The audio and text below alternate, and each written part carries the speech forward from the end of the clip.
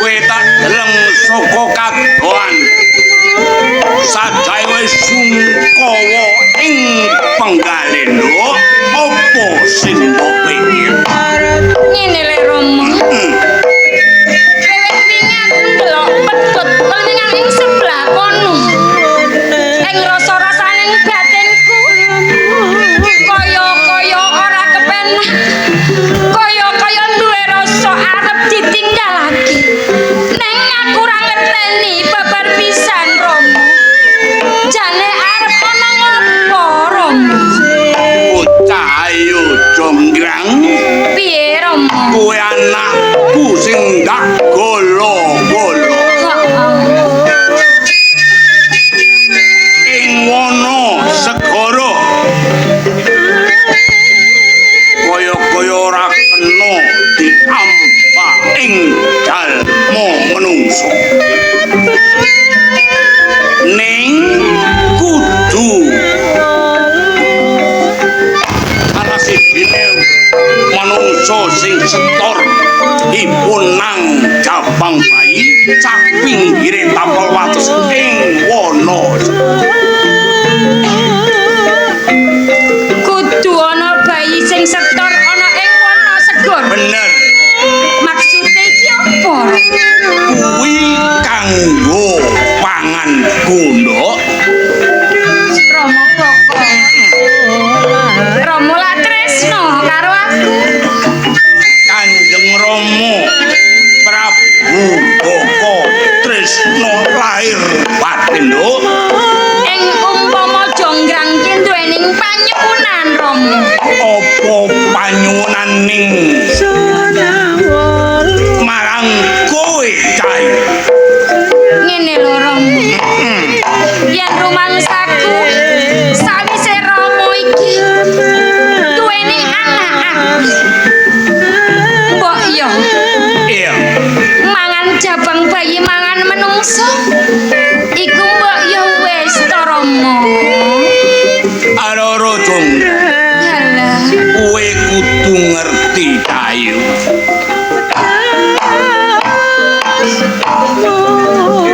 Yen Kanjeng Rama ora nadah tolong sumaradi punang jabang bayi. Ing kadiwaten wana segara bakal nemoni bebaya kang luwih gedhe. Dadi yen Rama iki ora mangan karo jalmu menungso, bakal ana bebaya sing gedhe. Apa ora mesake marang aku to Rama? Aku ngesake banget marangku. Aku bisa ora nada ing dalem menungso utawa dipunang jabang bayi. Ning kowe kudu ado saka ing wana segara. Umpama gantine nyawane jonggrang, apa ora bisa to Rama yen ora gagrag menungso? Oh alah, lho. Kaya dodok alulan ngarasaning batine Kanjeng Rama yen awakmu duwe panyuwunan kaya ngono. Yen ngono wae duwe panyuwunan kaya ngono, padha wae awakmu mateni marang wong tuwa lho. Ora kaya ngono Rama. Ning amarga aku ki ora kepenak banget rasane atiku. Kaya bakal ana wayah iku iba marang jiwa ragamu Rama. Iya lho. Aku bisa. Aku bisa. Ning Rama duweni penjaluk marang kowe. Kuwi Rama. Aku bakal sowan nang Pasewakan Agung ing kraton Pengging Ning kraton Pengging. ing Darmarmaya. Darmarmaya kuwi ndrenjani janji marang wong tuwa. Aku tak sowan ing kraton Pengging mung welinge Kanjeng Rama. aja nganti adoh saka ing Wanasegara. Iya Rom, ora dadi boyo pangaku. Ning mengko sakwise saka penggih enggal bal. Iya. Yo, Cayu Jonggrang. Mung pesene Kanjeng Rama aja nganti moh lalean. Kanjeng Rama ya ing kraton pengging aja nganti jengkar saka ing Wanasegara. Ora Romo sing ati-ati ya Rom.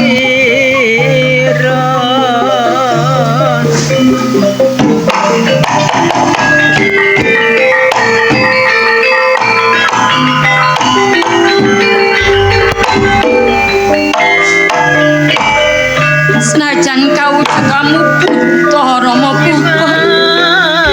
Kowe wong kang ngukir jiwa raga. Kowe senengake aku ing alam bebrayan kene. Mung pandungane Jonggrang. Muga-muga kalih sing sembikala kowe tetep ono ing alam kene.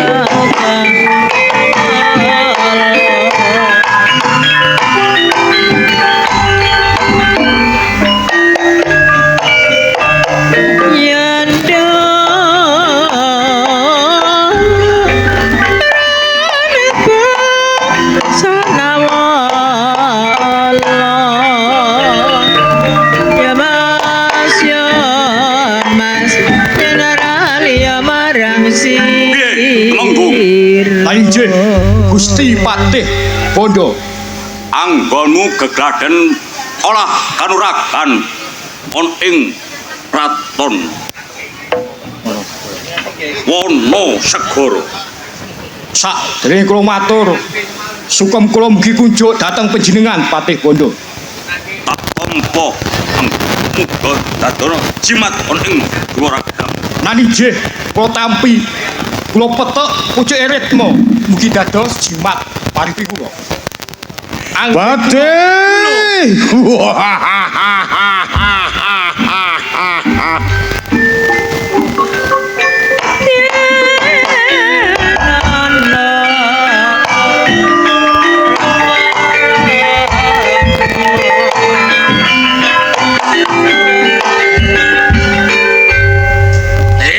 Lan Punggawa Gusti. Pianggonmu ngali utawa ing Karang Pradesan nilik ing sakarang pradesan para prajurit kapiye padha slamet kana apa-apa. Boten wonten alangan setunggal menapa sami slamet Gusti. Ngene yo, lan Punggawa. Tautus ing Kraton Pengging ing Amarmaya Wonten wigatos menapa Gusti? Mblenjani janji marang Prabu Bakaya Aratun. Sawana Napasewan Agung ing Kraton Pengging. Pan sapa sing utus? Prabu Baka sing utus. Yen ana murang-muringe Amarmaya mengko aku sing dadan. Dinten menapa kula mangkat Dina saiki budal pangestu ingkang kula suwun. kene kaya banyu mili. Temu ayo. Kowe Amarmaya yen kowe ora gelem mulungake siponang jabang bayi marang Patih lan Punggawa kowe bakal tak rusak tak gawe banjir geti ing Kraton Pengging.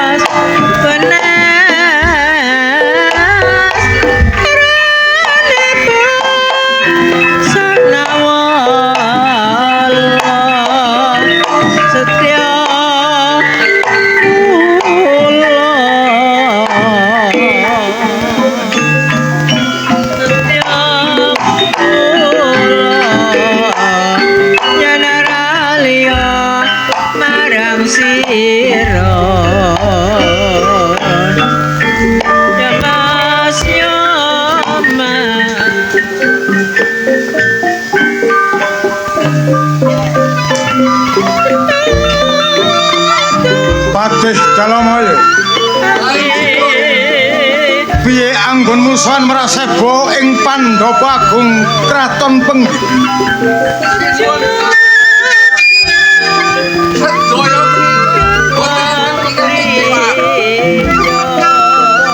Bagus.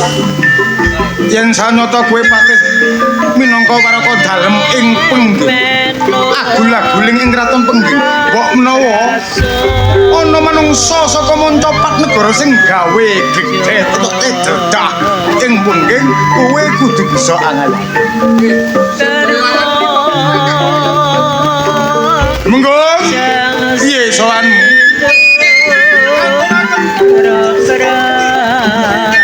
Ora liwat puja pangestune ingsun tampanono. Tapi kok dalem Lurae Tamtomo. Piye?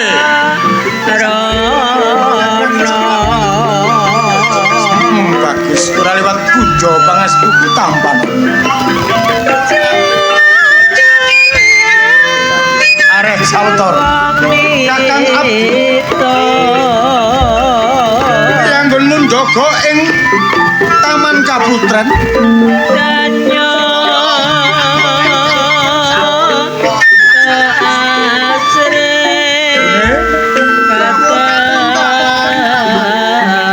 Ojo agawe kaget ati. Kowe kudu eling. Wis kolung candra bebasane titiwancine asok glondong peraren ponang jabang bayi ing ngarasane Ratu Wanasegara ya Prabu Bapa. Punten dalem sewu Kang Mas. Menawi putra panjenengan paringaken dhateng Prabu Bapa. Kula kawratan Rambane.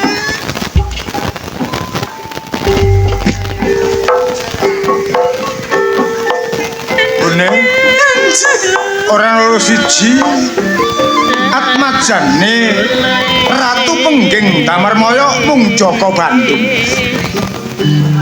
Tegakno amarga besok tembe mburu kang bakal angganteni aku dadi ratu.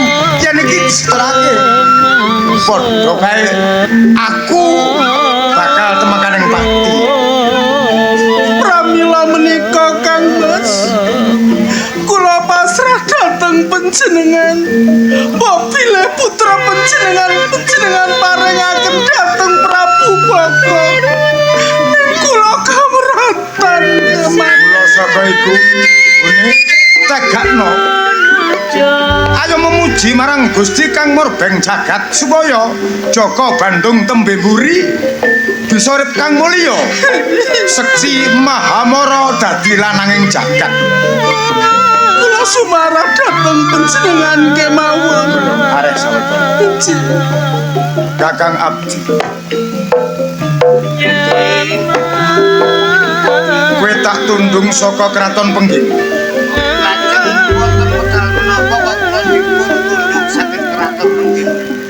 Tumuju ing Menara Putih ing Bapa Resi Mayanggara. Lajeng matur menapa sampun Si anakku Jaka Bandung tampanana tetepno marang Bapa Resi Mayanggara. Pasrah karo kowe Kakang.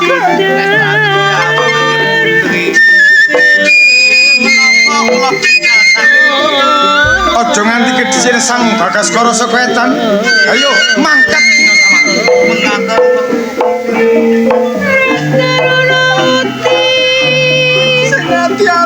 Sing ati-ati Kakang. Walah Jaka Bandung.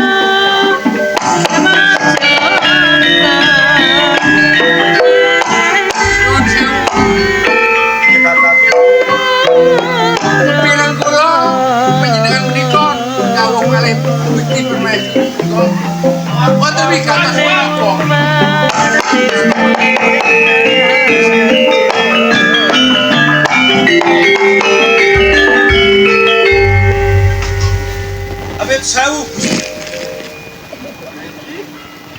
saka ndi mijil saka ndi sapa peparap? Kula Punggo saking Wonosego. Kowe munggah ing Pandapagung tanpa palapuran? Ana wigati apa? Ngapunten Gusti. Kula diutus kalih ratu kula nagih janji marang jenengan. Isine janji Nalika semono jenengan nate janji saben taun setor siponang Jabang. arek sabto.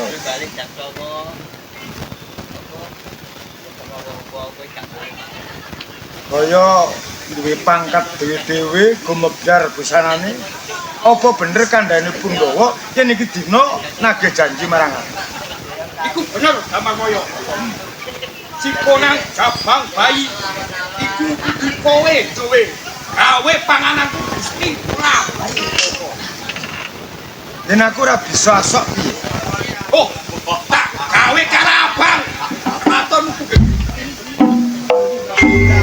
Yen bisa Ratu Pengging bakal banjur gede. Tak niati lan tak kajati sabelo marang kawulaku ing Pengging aja nganti dadi tadah kala mangsane si Prabu Boko. Kowe balya lapura marang si Prabu Boko. Aku gelem bali yen bawa siponang Jabang bayi. Kaya ngono, ranti ning jaba. Tak mani nang gowo.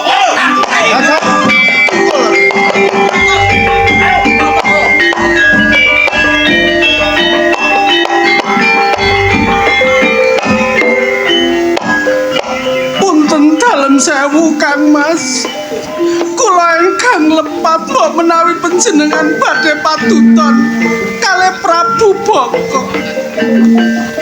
Bune, Inji pangestumu sing tak jaluk. Muga-muga unggul yudaku. Supaya aku bisa welas temajati bali madhep dadi ratu. ingkang atos-atos Kang Mas. Sing ati-ati Inji, tak tinggal. inji. Aja nganti nemu ning pralaya garwamu si Damarmaya. Ngestokaken dawuh.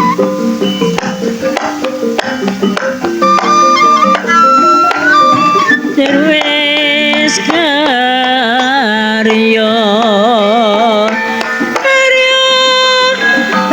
raciti waradaya.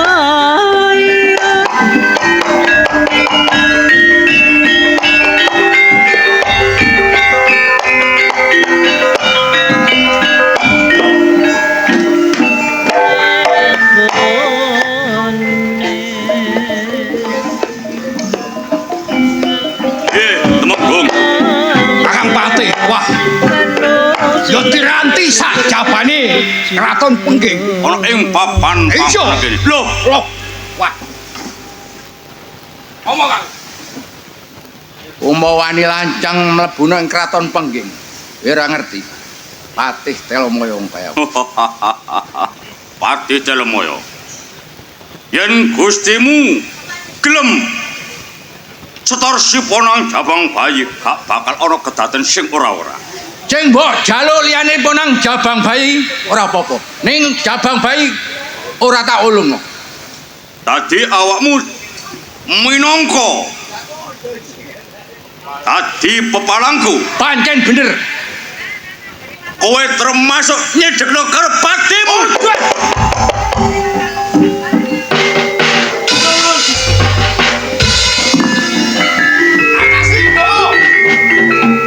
Maju ancene omsu.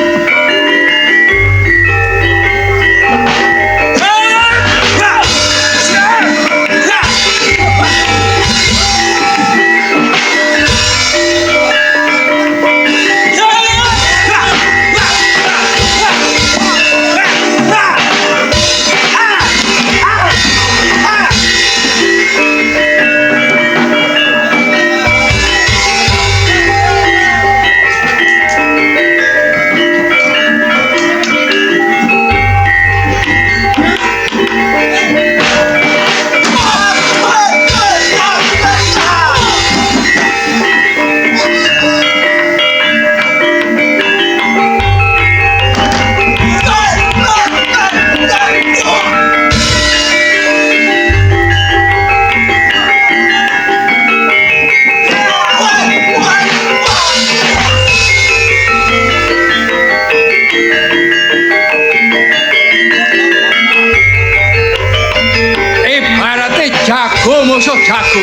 Ayo.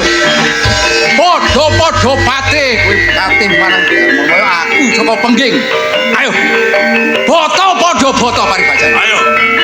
Nek paribasan adita sing balung diguyuh bocah cilik. Ayo, adu kasekten.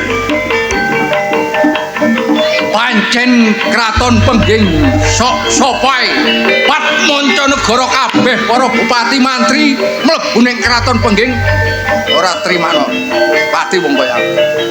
Rapal ajaji pamungkasmu mening pati.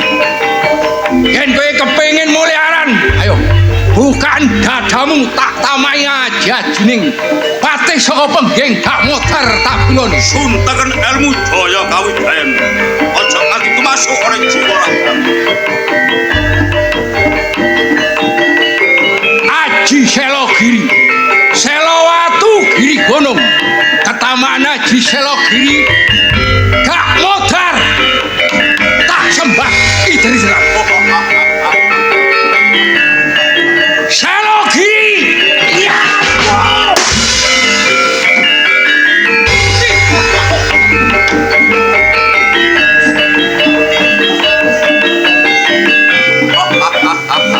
Wong sakmono ilmu daya kawijayan. Pati bukan dadam ketaman ajaji pamungkasmu gak merodot sembah idri-dira.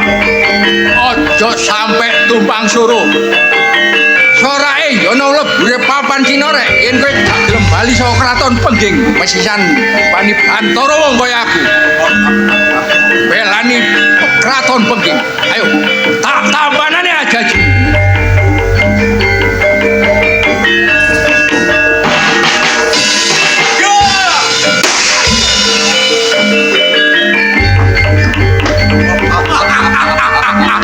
Melayu Gusti Mong sakmono. lah iya Ayo, ibu iki Gusti ojo sampe awak dhewe mulai orang gawa siponang Jabang Bayi. Ayo mlebu ning Karang Prates. Bro.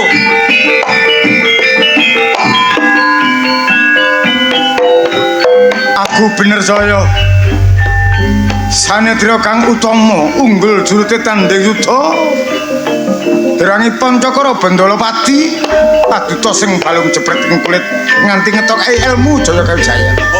Mula yen sanyata kowe kebak ilmu duh bekti barek ratumu Prabu Baka adepana damel. lakon mati Aja nganggo kejen ayo bebarengan wong telu.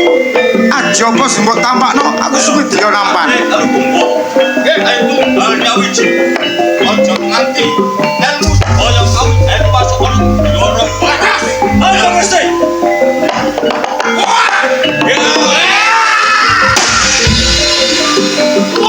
Ya!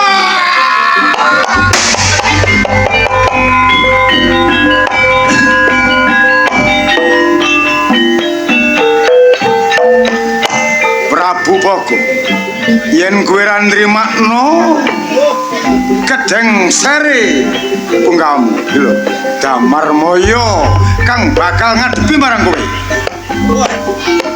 Marmoyo. Sumarmu minto tanding. Lanang-lanang jagat. Tamarmoyo. Apa wis lali? Aku ora lali. Ning jagat gumelar yen ana manungsa wandane buta nadah telomongso marang manungsa iki nalisir saka angger-anggering bebener sing tak jaluk lareno kowe memangsa dening manungsa dadi manungsa lumrah kaya dene Damarmaya. Damarmaya lak wis ngerti yen Prabu raksasa ning kowe njaluk tulung marang aku ing praja Pengging kenek bekebluk kang aluwe gedhe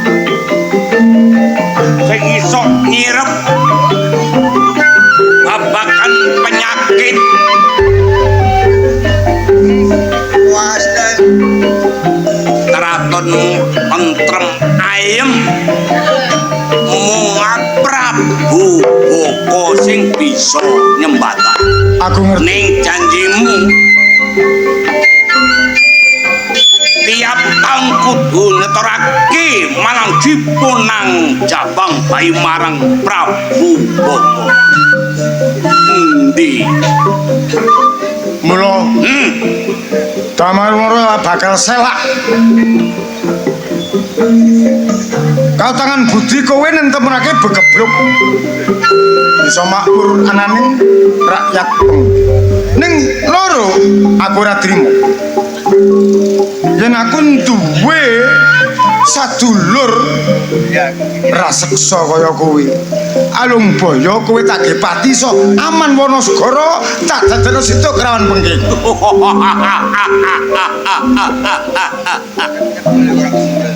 Tamar moyo, tamar. Yen ngunawamu wis malih. Lali lan itung-itungamu.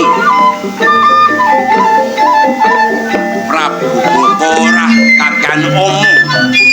Prabu Boko ora kakean umuh marang ratu sing goblok. Prabu Boko. Ya. Taunana Windanana wis dadi sesantiku. Njebabah dadi bangke sabelo marang kaulamu. Kowe kudu mati sobat. Yen kowe ora gelem nyetorake sipunan Jabang Bayi marang Prabu Boko, kowe tak dadal mungso. Kanana bisa. Ayo. Iya.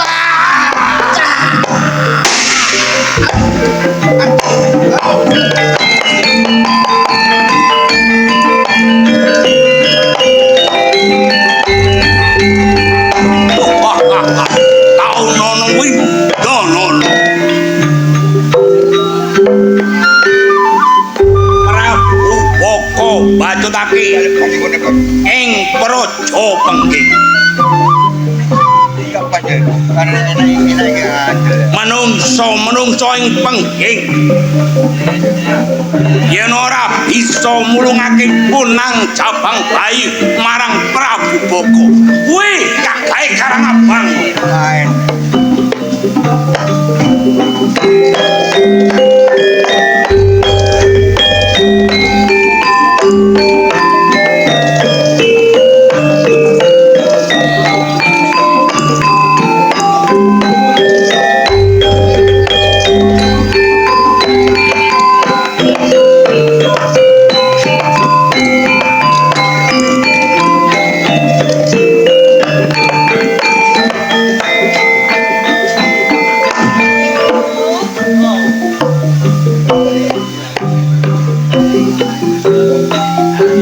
Sang Hyang Sukma Kawekas, aku nrimo dawuh wisik sangka Sang Hyang Sukma Kawekas. Menawa ana ing kraton Pengging bakal ana wahaya kang gedhe. Ning surasane kaya-kaya ana Angger Damarmaya kang bakal satemah nrimo wahaya. Duh Gusti kang akarya jagat, umpami kepareng tinolak, mugi sedayaning bebaya boten tumiba wonten ing kraton Pengging. Awit supados langgeng anak Angger Damarmaya jumeneng nata wonten ing kraton Pengging. Angger Damarmaya, kuwi lho ana sapa iki? Lho.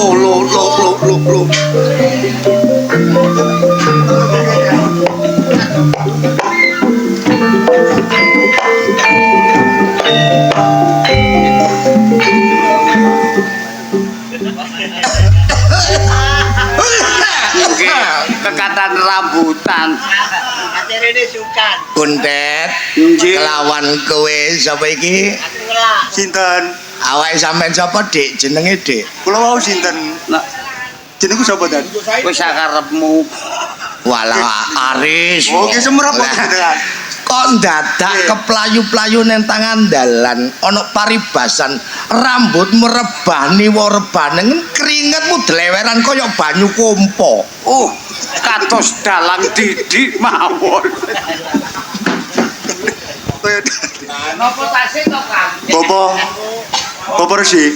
Ya Aris. Ngapunten sangat kula nderekaken dumateng jenengan nggih. Apa Aris? Jenengan kan gak ada murid priyen niku lho. Sapa? Ingkang nami Ucok. Niku ten pundi niku? Oh asu kon. Kon kaya asu Ris. Nggih, ngapunten saderenge Resi. Kula kautus kalian Kanjeng Ratu Damarmaya. Iya supados terus sowan wonten mriki wonten ngersane Resi Mayangkara. ya lah terus bedheke butuhe lapo Tet. Lah kula kautus nitipaken si jabang bayi menika. Kok nganti si ponang jabang bayi arep mbok titipno aku ana kedadean apa Tet? Kula mbon saged maringi sumerep dumateng panjenengan. Lamun kula paringi sumerep kula kuwatos klintun jenengan lawas kita. Lah apa kok gak wani gak dikandhani ta Mang? Nggih. Ya wis. Nek rek kula dhisik kersa wong jenengan sing was kita. Walah Tet, iya ya. Nggih. Terus sejalan karepe si ponang jabang bayi iki mbok wenehno aku Nggih. supaya tak gula mentah ana ing Padepokan Telomoyo. Lho, nggih tak mlembung nek kula wentah. Maksudnya wulang wuruk iku lho Oh, kok wulang wuruk. Kandhane kok kudu mbresek ta nek petuk awakmu iki. Nggih, ngapunten saderenge. Lah niki Iya. paringe asma Joko Bandung. Oh.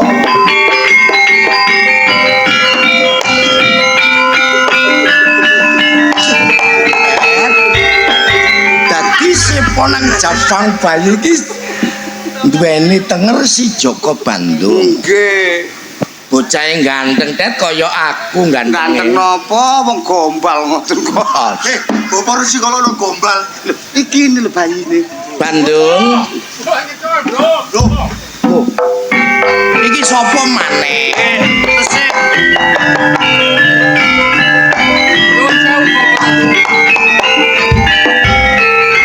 Ana Kula apa? nyuwun senjata pitulungan Gusti Damarmaya menika tas tanding kalian Prabu Boko. Iya, Wonten kedadosan kados mekaten panjenengan dangu ki ambek Bapak. Ya genah-genah hing. Lek ngomong genah-genah hing.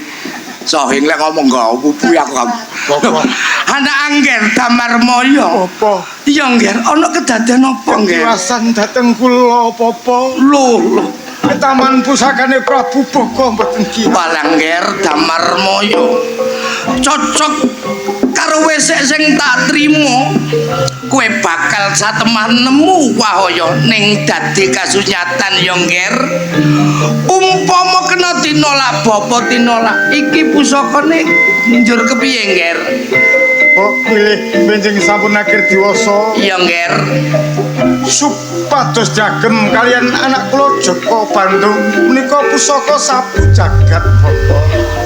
Dadi sok yen Joko Bandung wis dewasa, wayahe jumeneng nata pusaka iki bakal tak wenen. Ora ana siji loro sing iso nyambung watang putunge awakmu ning Joko Bandung ya Kula Damarmaya. titip Bapak. Iya ngger. Bapak mboten kakak.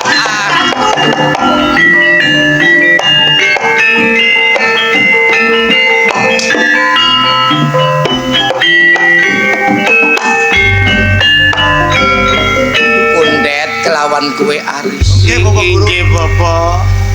Ratumu si Damarmaya wis temekaning seda utawa temekaning pati. Lah nggih kok ngantos lunas niku ya napa? Pancen wong tanding yuda iki lek ora imbang bakal salah sijine kalah. Mekaten. Si Joko Bandung bakal tak gawa ana ing Padepokan Telomoyo. Injih. Mula awakmu uga ayo melok nang Padepokan Telomoyo ya ngger ya. Kula dherekaken. Ayo. Sing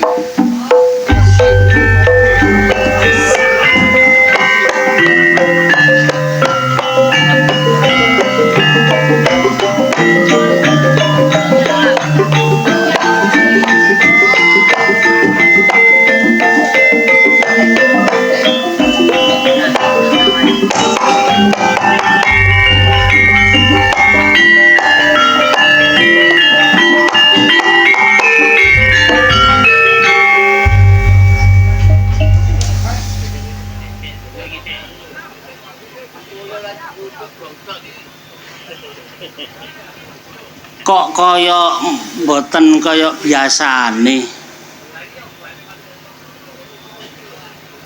Den. Lara untu to ya napa sampeyan iki, Den? Klotutna kok tambah ngoten. Napa to, Lik? Iki lho.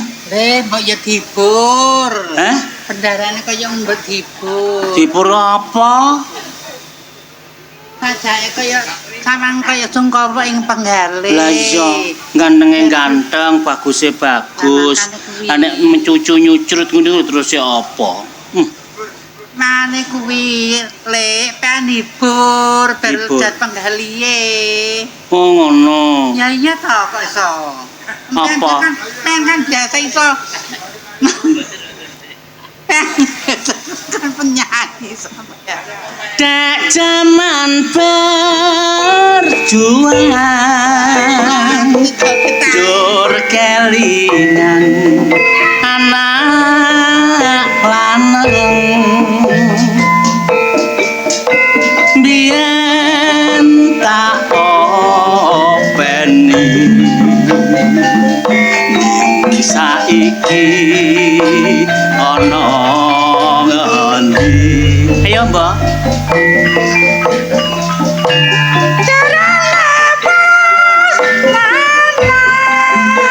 ya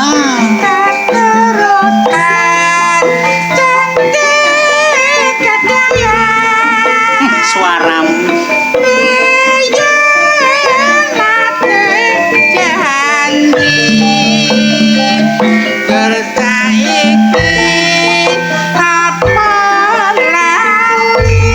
Pali be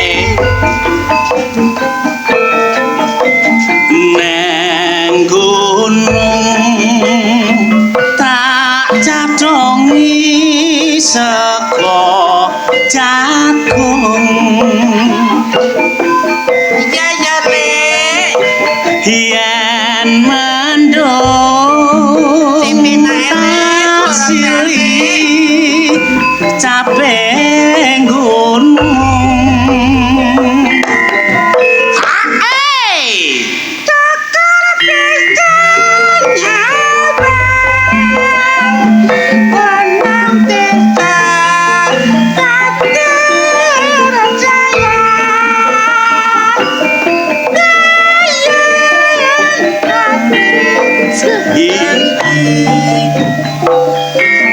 saiki apalah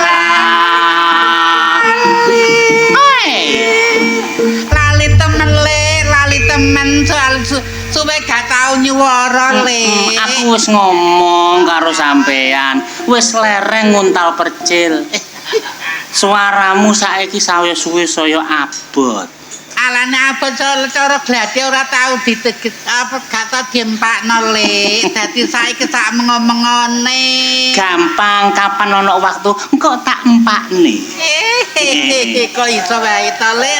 Den kok nggih dereng ungu to Den Den bagus. Wong nggih netes warna turipun. Dipun gale menapa sajake kok mendelke mawon. Menapa kula lepat kalih panjenengan. Menawi kagungan Sungkawa menika nggih matur. Lho kula niki dados napa? Kula niki batur mbate pitutur nek wonten sing susah sampean matur. Ya. Ngoten. Pancen ana benere. Nggih. Ning anane aku bingung kaya ngene iki mergo aku krungu kabar yen Kanjeng Ramaku iki wis tumekaning pati. Lho. Piye napa? Piye? Kanjeng Ramaku wis tumekaning pati. Piye napa? Kanjeng Ramaku wis tumekaning pati. Iso ta? Iso nek dipancing dadi. Ya iso ae. Ngoten. Ngene lho. Wis kados sepelane. Lah iya. Kabar iki wis temen apa enggak? Iki aku sik guru ngerti kudune Kanjeng Bapa. Aturing napa niki donya niku ngaten Den, hukume niku wonten gesang wonten mati. Nggih ampun lumrah. Ingkang dadosan penggalih napa sing dadekno? Sing dadi bingungku iki, Nggih. Kanjeng Ramaku iki mati mergane lara apa digawe pati barek wong? Iku lho. Kinten-kinten mboten krana Covid ta Den. Covid ya apa rek? Mbok menawi. Tahun piro iku lek? Nggih wingenane. Napa ndugi gerah napa ya napa? Sampai niki krungu kabar tangga. Aku butuh penjelasan niki. Nek nurut kabare pancen ya ngono ya. Tapi matine perkarane loro ta? Dipateni wong iku lho. Sing kepireng kula niki namung kabar angin nggih. Napa Den? Niku terus wonten sing merjayani. Kapak-kapakno iki sing kudune ngerti iki Bapak Guru. Ya jelas ngoten, sing ngertos niku jelas nggih Bapak Guru, sambung rakete kalian Bapak Guru. Nek kula namung kabar angin. Ya, ngono. Ngene lho, Le. Ya apa? Apik iku ya teko ngutaken karo Bapak Guru ae. Lah mula iki mang. Dene iku ikut gak usah ikut campur. Kok gak usah ikut campur? Kabar angine ngono, kejelasane ya ayo mara rono. Ngono. Iya iya. Hah? Apa Kepiye? ngeten mawon? Nggih. Sampeyan teng mriki. Kula ingkang teng mriku. Ngono ah. Nggih kula timbalane. Iya iya iya, Nggih. santai nane. Yen nggone nggih. Iya. Bener-bener sampean. Nek ambek dene aja macem-macem.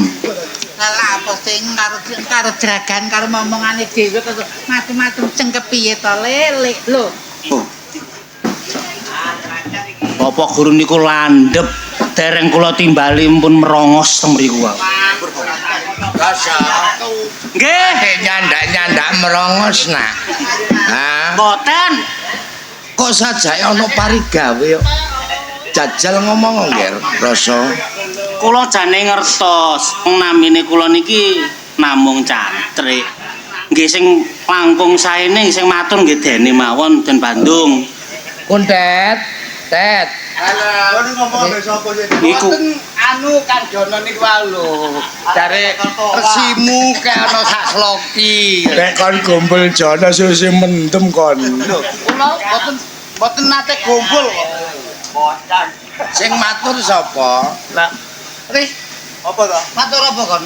Matur sembah nuwun. Iki sakwise ngeterno si cilikane Bandung, banyune Bandung wis dadi siswaku. Nggih, Ya. nggih. Lajeng Apa sekabeh ilmu sing tak wenen awakmu wis mbok mengerteni kabeh? masalah. Kula matur sembah nuwun. Ya terus piye nggih? Jenengan paringi ilmu sanonton katahe. Iya. Setunggal mawon boten sing nyantol. Oh, wis kurang ajar. murid apa? Lho, Lek awakmu gak ngerti kalah mbek Rasa, so kandhanono so. Nek kula sampun. Lah iki. Bapak, Eh, Pak Kundat menawi nyata medinipun dadi dukun. heeh. Nggih ya. Ayo so, kandhanono kuntet ilmumu sing tak wenehi piye? menika sinten? Lho, iki muridku sing jenenge Rasa. Oh, sing putune Mbak Marijan. Mbak Marijan. Blakrak. Ruso kan. Ruso. Rasa iku. Jenenge Rasa. Si mbok omongi ora kuntet. Lho nggih, Lah kandhanono. anggonku cekalek tetaluwe. Lah, nggih. Iki wis landhep, landhep. Landhep. Itu wis jelas. Oh, diungkal. Lah iya, pokoke meneh gelem gak gelem jelas gambare pedes. Lho, iku kok iso nggambar nang Gak bedes. ngono. Disebut kabare pedas kok. Ongkong yamene ku wis metu goblok. Le. Rasa kok mblakrak-mblakrak nang tombokan. Mboten. Gelek oleh ta awakmu? Nggih mboten nate. Oleh gelek oleh aku mbok titip apa? Lah, kaya temen. Wis aja gojek ya. Iki ana parigawe Make, apa? make, Resi. Apa-apa? 47 lewat. Le, ada apa? Ada apa? Oh. Le, iki kok disawer iki? Masalah. Loh, sing disawer oh alah, sing disawer iku sebangsanya. Bangsanya Bopo. Aku tak Oh, Ganti oleh pirang ndas iki mah. ya apa rek ndut iku mang. Ndut, aku gak mbok sawer ndut. Anak-anakku lah rezeki ngono biasa Iku malah ramban simbukan mburi iku Iya mang. gak apa-apa pakai kaya, Mbah. Oh iya. Lah sampean wis gak tau nang mburi ya. Males sara-sara. Malah sapane jane dicelat-jerakan Sampun mandeg Bapak. Sajake manten dikancingi lawang niku pun leren. Oh, dadi kaya Duka nek teng jaba. iya. Lho, nek jape beda maneh. Beda maneh wong iki ngernete gelek kok. Lah wong iki mang munggah didelak-deloki ngene. Rasa Nggih, Bapak. nganti awakmu kepingin petuk bapa ana parigawe apa nggih? wonten setunggal perkawis ingkang badhe dipun aturaken kalian Teng Putra. Bandung. Nggih. Nger, Bandung. Kowe arep ngongkon apa, Nger, marang bapa, Nger? Ngeten Bapak, Iya, Nger. kula kepireng kabar. Kanjeng Rama kula niki sampun tumekaning pati. Niku leres napa mboten, Bapak? Lho alah Bandung, iku duduk kabar nih. Iku duduk kabar maning iku kasunyatan. Waduh, Bapak. Dan menawa Kanjeng Ramamu wis tumekaning sedo ya, Nger. Bapak, Iya, Nger, Bandung. Kanjeng Rama kula sedo niku amargi lara ta. Damel pati kali tiang, Bapak. Bandung. Umpama kepareng aku cerita aku bakal merdarno lelakon sing bakal mbok lakoni ya, Nger. Bandung. Nggih, Bapak. Mangertono, Nger. Kowe iki salah siwijine ibarat ngono cedhak rembesing madu, anake Nalendra utawa Nata ya, Nger. Ora liya sing dadi Kanjeng Ramamu ya Prabu Damarmaya, Nger. Salah sawijining ratu ana ing kraton Pengging. Ning nalikane Ndek Rikala semono Kanjeng Ramamu tanding yuda kelawan menungsa kang awujud. Menungsa ning sirahe wujud raksasa utawa buta ya Nger sing sinebut Prabu Baka. Nun sewu, Bapak. Iya. Jenengan niki mun mencla-menclil. Lho, kok iso mencel-mencel piye? Ingkang dados mangsa ramane Bandung niki sing jelas menungso napa mboten? Menungso ning wewujudane praupane awujud buta. Mboten konsisten ngeten iki. Lah mang piye? Nek menungso nggih menungso, buta ya buta. Lah sing mbok karepno piye? Nggih, menungso napa buta? Ya kadang menungso ya kadang buta. Riko, nek gak percaya ambek resi Nggih. dindot lho. Dadi shot. Iya. Waduh tok nduk ain game aku. Rasa. Berarti niku menungso ingkang wujud raseksa. Nah, Senajan ta wujudaning menungso ning sirahe wujudaning buta. Mula Nggih. Ndek rikala semono Prabu Damarmaya duwening janji marang Prabu Baka. Saben sasi kudu asok bayi kang minangka pitedhae Prabu Baka. Ning Prabu Damarmaya selak ing janji nganti tumekaning geger tanding yuda. Nggih. Ning akhire Prabu Damarmaya kalah. Nggih merga mboten maringi bali niku wau. nah, Bali ya. Lah niku aturan jenengan kan Bayi. oh bayi. iya. Kopengmu remuk ta ya. Ora Nger. karo apa-apa lek mangkul aku menengae aku tekan ngomong kliwat. Iya. Amang aja kliwat. Plong-plong ndukung tak pikir ngerti. Untung dagelan liyane gak nututi. Kok nututi repot aku iki dagelan kabeh iki. Mboten kula kuatos, mungkin mboten dados. Lah iya, aku ya kuwatir. Jan kula pancing niku wau. Pundi bapak pundi niku Nduk rikala semono Prabu Baka kelawan Damarmaya tanding yuda Damarmaya kalah. Nger Pripun, Bapak? Raden Bandung. Iki wis titiwancine awakmu ninggalno mangsa muda ngancik ana ing alam kadewasan. Ora ana liya sing bisa ngganteni wong tuamu ya sing nyambung watang putunge wong tuami kejaba awakmu ya, Nger. Nggih, Bapak. Nger Bandung Bandawasa. Sok wis wancine kowe bakal jumeneng nata ana ing Pengging. Ning welinge bapa kowe kudu dadi pemimpin utawa ratu sing wicaksana. Ora duweni tumindak adigang adigung adiguna sapa sira sapa ingsun ya, Nger. Jaka Bandung, Nggih, Bapak. sadurunge awakmu bales patine wong tuamu, Nger. Mula pusaka kang aran pusaka sapu jagat bakal tak wenehna marang seleramu ya, Nger. Rambi, Bapak.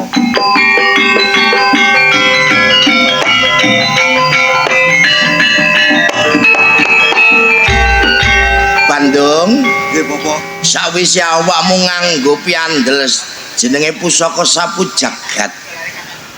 Mula golekno pawongan sing jenenge Prabu Baka yaiku sing gawe patine wong tuamu ya, Ngger. Kula nyuwun pamit, Bapak. Ya, Ngger. Bandung.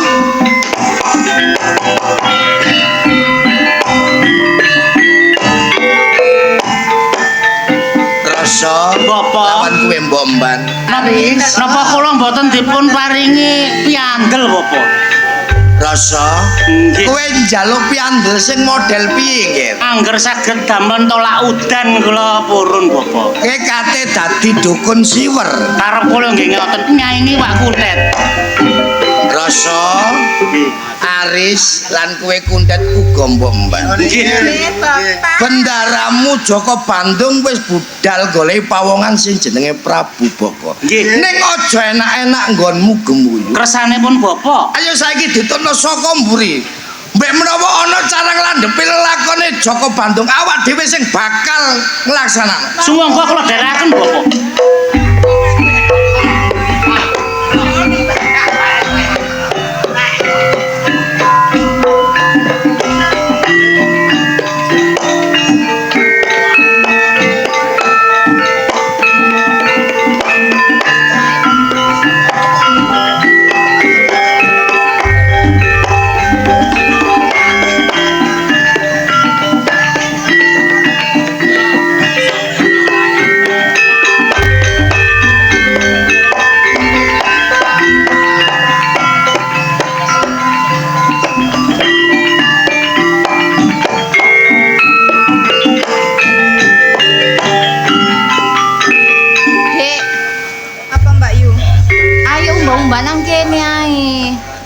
Ndak kene. Aja rono-rono.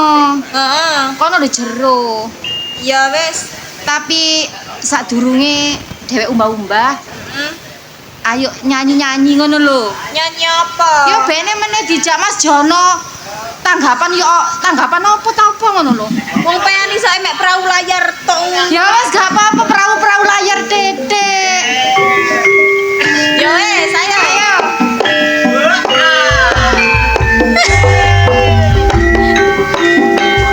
Ayo joget. Mana dijak Mas Jono.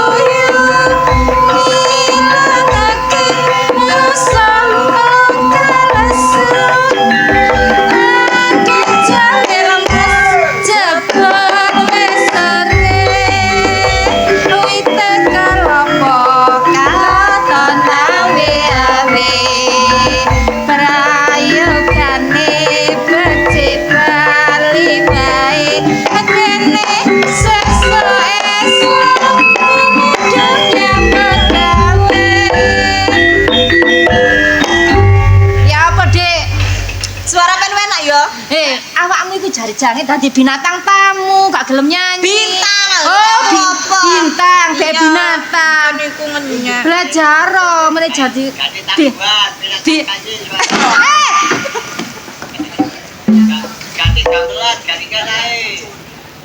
Hei. Awakmu iki bocah desa. Iya, wis seru ngene lho bocah desa ditakok. Jenengmu sapa, Nduk? Sapa, Mas? Hah? Marsa. Jenengmu Marsa. Sing rada endek, Mbak Enul, kuwi sapa jenenge? Tini. Iki Marsa karo Tini. Lah tujuanmu nang pinggir kali jangan jegur ta? Ngawur. Ayu-ayu ngene, gak jegur-jegur. Sebab saiki akeh bunuh diri, be kuwatir awakmu sekarone iki njebur akhire kelep mati. Dek ngawur, Dek. Lan tujuanmu nang pinggir kali iki. Aku karo adikku karo umba-umba. Oh, arep umba-umba. Tibae awakmu karo iki ayu-ayu ya. Gak ero ta? Kae teru ya. Kae teru nandi ae ket wingi. Oh iya, aku wingi nandi ya. Temenggung. Nggih, Gusti. Aku wingi nandi. Lah sampe nondi? Prosoku. Oh nandi aku. Kalau drop guyu proko. Oh iya. Coba. Punggawa Saipul. Heeh.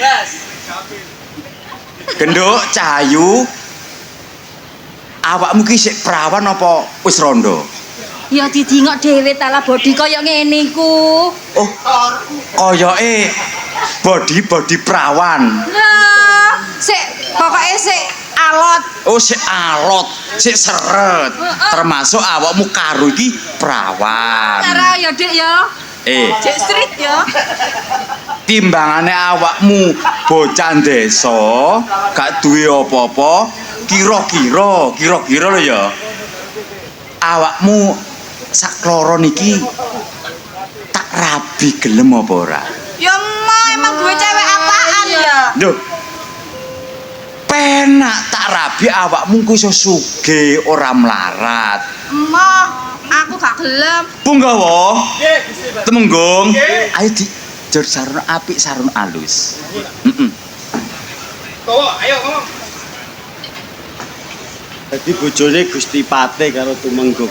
Bakal enak uripmu. Emoh. Bakal dikei donya brana sakake. Emoh kok meksa. Uripmu dienakno. Emoh. Didudono ambek surga dunia. Emoh. Punggawa mundur. Temenggung. Nggih. Makan. Tak baleni omongane. Kurangi apa Gusti Patih mbek Tumenggung Wasa? Emoh. Ganteng ya wis ganteng kabeh. Gak ono kurangi. Tapi aku ambek adikku lho gak gelem. Loh, kowe kabeh nek urip barengan balik Gusti Patih utawa Tumenggung Wasa, wah enak uripmu. Njaluk apa emas princes Raja Brana? Emoh. Lho. Boten kurang. Temenggung. Nggih. Nggih. Nek kowe sekloron tak jong saron api gak gelem. Ya, gelem gak gelem saiki tak perkosa.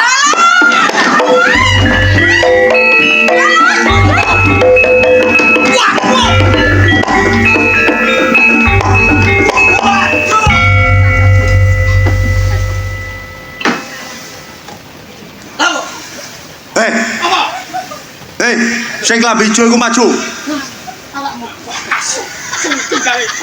Piye? Potonganmu kok sumpele padasan. Sopo? Awakmu. Iya, Pak. Timbang kon Kaya apa? kaya kendange ambrip. Iya, Yohan. Le, kena. Ayo sing jore nih. Gak trimo. Lho, Cair. Sinten? Gak mael. Lho, Wis suwe dadi ngene iki. jeneng kula ganti, Pak. Lha sapa? Saipul. Lah sing Jamil sing sapa? Sing Jamil niku, Pak. Oh, sing temriko Jamil. kon kok iso kendal ambekku kancamu ta? Iya. Kancamu iki. Dodol iwak iki. Temenggung. Nggih. Oh. Ayo, atas sono. Iki sing abang iki maju iki. Klambine wis madani kaya aku. Masa? Apa? Aja banyak lek. Lha gambane iki wis jam piro kon? Jam piro saiki? Malah takon aku jam piro iki saiki? Loro. Jam 2. Heeh. Kok wis nyosor dapuramu? Dapur nih. Kon karo aku ah. Karo. Kon sapa? Sapa aku? Temenggung Wasa. Temenggung Wasa. Gongso gamelan goblok. Oh, butek kupingmu iki. Apa? Temenggung Wasa saka Kraton Wanasegara. Dek, butek. Tumenggung Wangsa. Omahe kono lho, Wangsa Wetan. Ya, Mbak Wongso iku goblok. Gusti Patih, monggo. Lah kok malah lembeng ngono kon, Gen? Hei, bocah nom-noman. Soge kendel ngedang lakune pati ana ing ngono segara.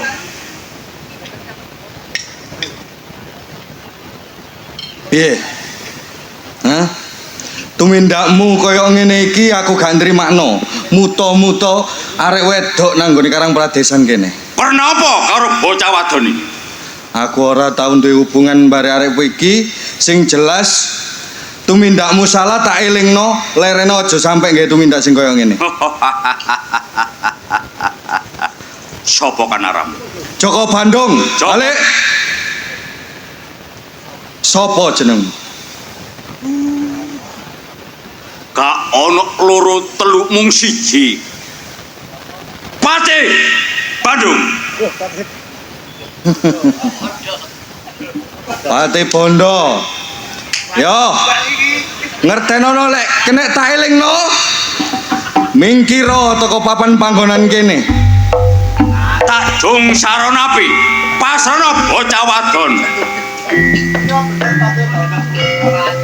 Aku gak nrimakno Joko Bandung nganti tumekating pati tetep belani bocah wadon iki. Bandung. Nek ndelok sandang penganggumu, jelas arek pendekar pempengan pilih bobot uga beritan. Ayo ditetor ana papan panggonan iki. Yo. Riz, tolong amanno bocah wadon loro iku nang gone kono. Ya. Kono. Lembokno mangke teleponi nang. Ayo. Kula Gusti. Maju. Gusti kula. Bawa, kuat gerokan bocah iki. Asana punggawa Saipul. Ayo Saipul maju Saipul. Ya!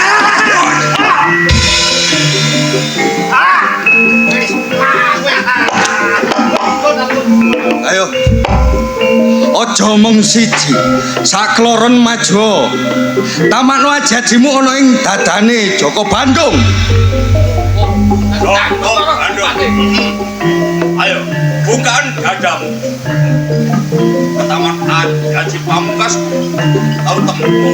Kuwati brondong siramu papan panggonan.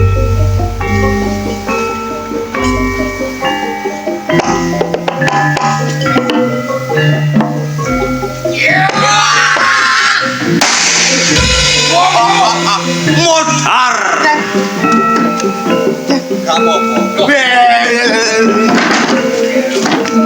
Ayo.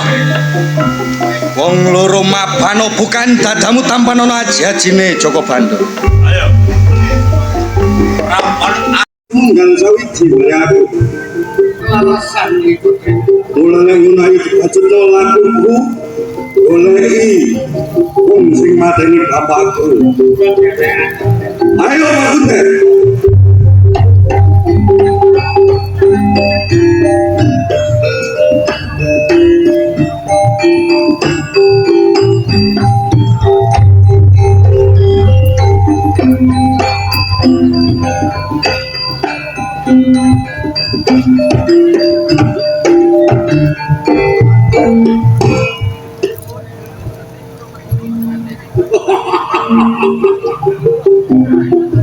Oh, karena saling hati.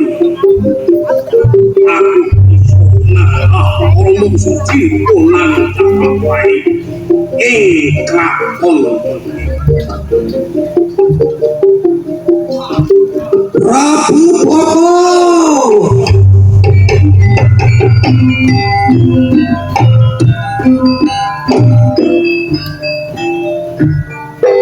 Ora usah kaget.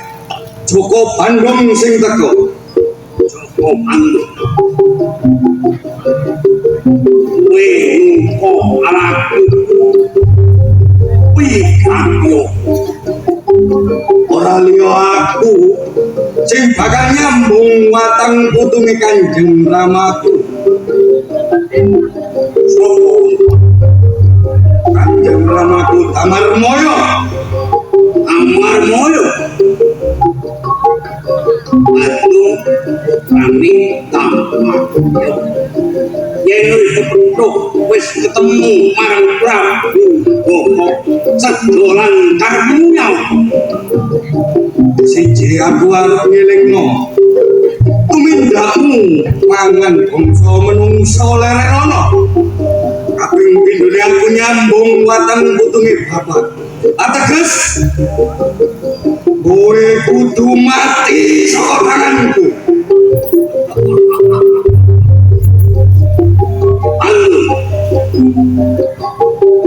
Ojo melok-melok babakan wong sebab wong tuamu lumpuh salah ora gelem tekor marang kurang gampang bayi marang boleh janji marang Prabu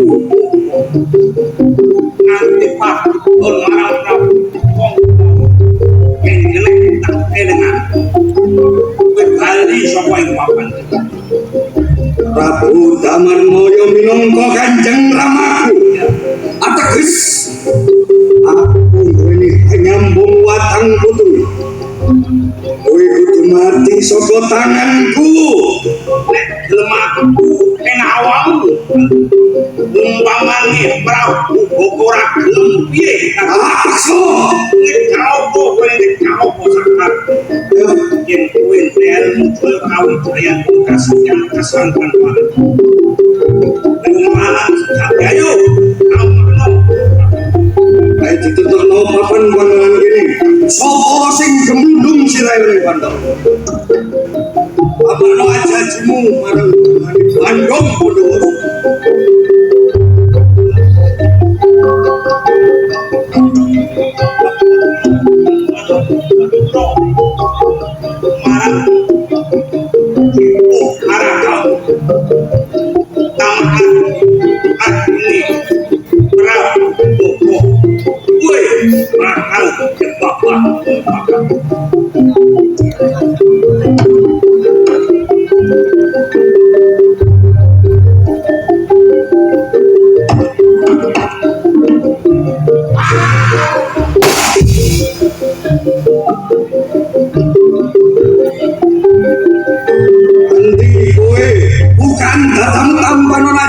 Bandung Bondowoso.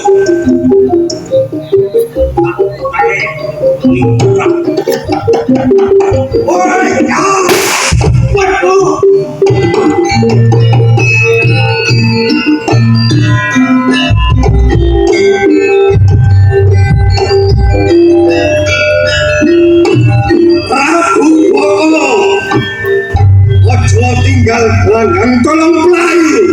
Ayo, ikulah Subarno Bandung Bondowoso.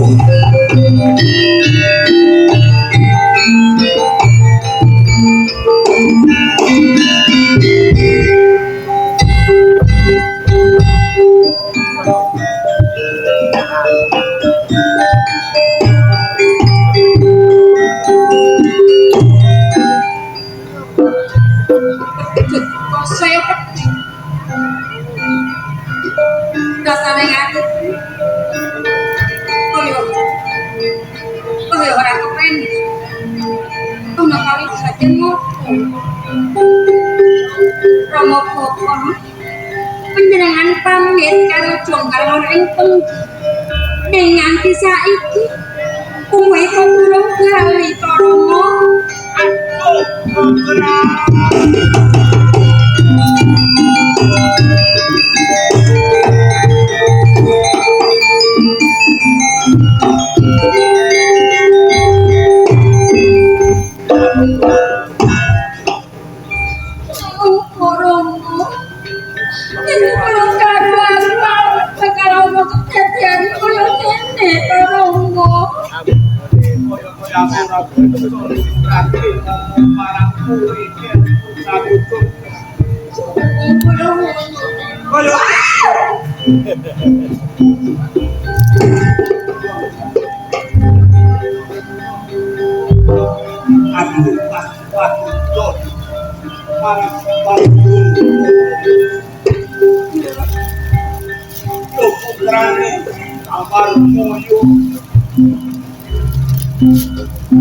Balas Pak akan butuh keluar nanti pas pun malam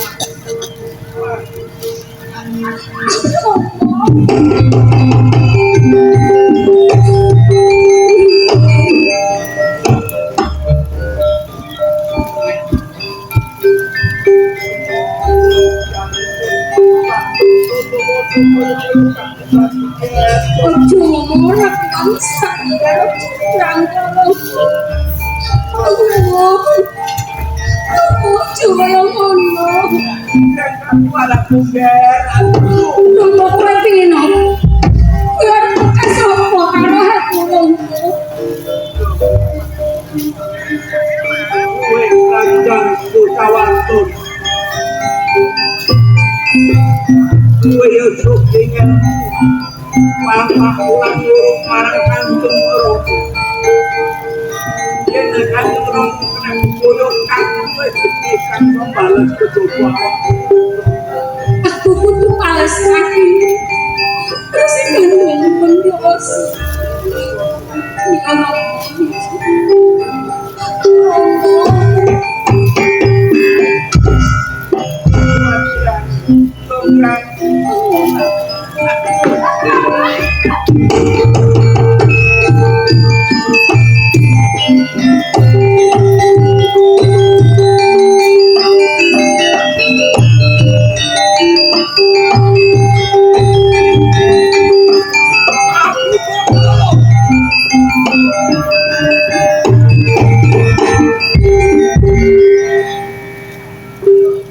Panemepun ing ngono segara nganti ngunus pusakane. Aku Bandung Bondowoso. Ing di papan dununge Prabu Koko. Kaning Pak. Kowe sapa? Aku Roro Jonggo kaning Prabu. Putrane Prabu Koko. Putrane sing akeh yen aku mateni Kanjeng Ramamu ya Prabu Koko. Tinimbang kowe iki jenan ana ing papan panggonan kene, ayo urip bebarengan marang aku ning kraton Pengging. Sakwise mateni karo Ramaku, kowe teko kondo urip bebarengan karo kuwi ning Pengging. Ora gampang kaya ngono. Maksudnya kepiye? Aku bisa nampa mergo Ramaku mbok pateni dodo kesalahane Ramaku. Nek yen awakmu tresno karo aku arep mboyong karo aku sepuh. Aku ora bisa. Ning aku tresno marang kowe. Yen umpama ora oleh aku, Alung boyo tumekaning pati. nimbang ora sesandingan karo aku, luwih becik tumekaning pati. Opo wae sing kok karepno bakal tak turuti Roro Jonggrang. Sajan abot kaya apa? Ya, Yen kowe iso nggaekno aku. Sumur Bandung 1009. Sadurunge jago loro, kowe bisa ngawen aku.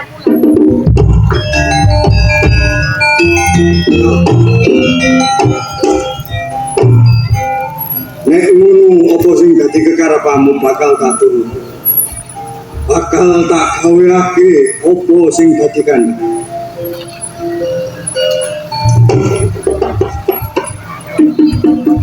Penjatan priprayangan nilu panas pati sing sakiwa tengene papan panggonan kene. Tulung rewan-rewanan aku. Apa sing dadi kekarepanku kudu keturutan. Sumur Tundha Sanga kudu dadi peniti.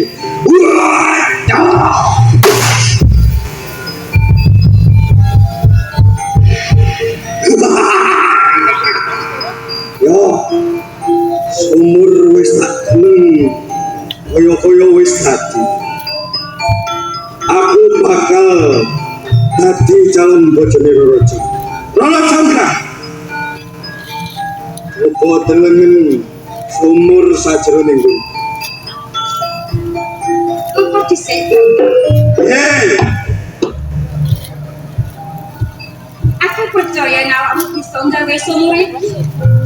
Ning kandung iki sing siji.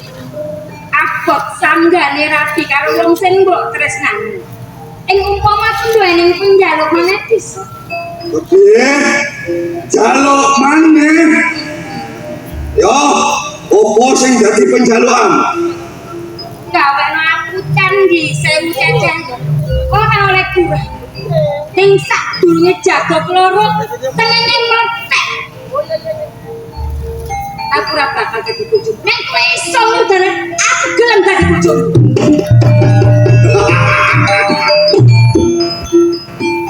Iki ro Pandung Bondowoso ora bisa nuruti apa sing dadi kekarepane Raja.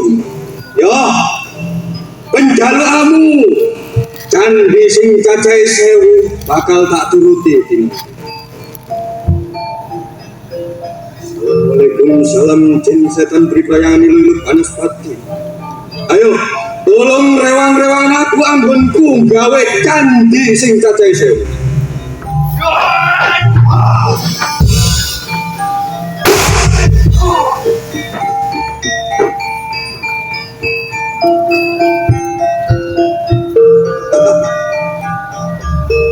Rara Conggrang.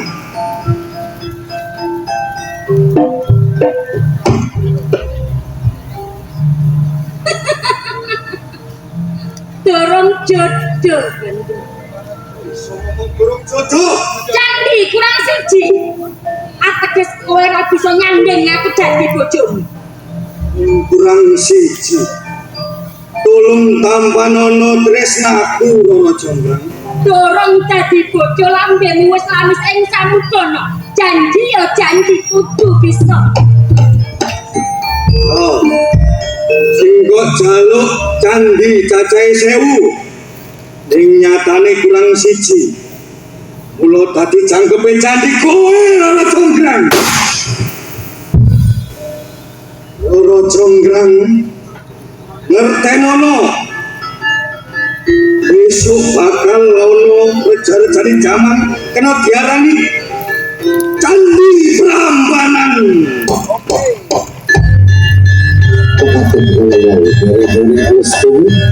Pasukan candi kita harus bisa melindungi jaya kami jejak itu. Pramila kamu laporakan sugeng engkang sugeng tepak memang kesana. Akhirnya dalam Assalamualaikum warahmatullahi wabarakatuh. Atur sepaku.